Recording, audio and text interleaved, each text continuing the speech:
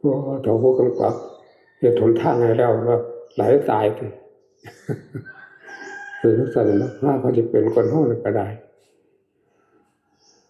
ว่าพระกันตะยานตะตายยานตะตายพอสุดที่ตายพอหาตะป่วยก็ตายโอ้จะเห็นดูกันผู้เจ็บผู้เป็นผู้นั่นผู้นี้เราก็ทำใจเอาอดใจได้ก็เป็นพระนั่นตัวจะเป็นพระอยู่ที่ใจตัวเป็นอดใจได้นี่เหตุใดพอจากเป็นก็เป็นนั่นแต่ธรรมะคือหน้าที่ของสังขารร่างกายก็คือเกิดแล้วแก่เก็บเกิดแก่เก็บตายไปกัน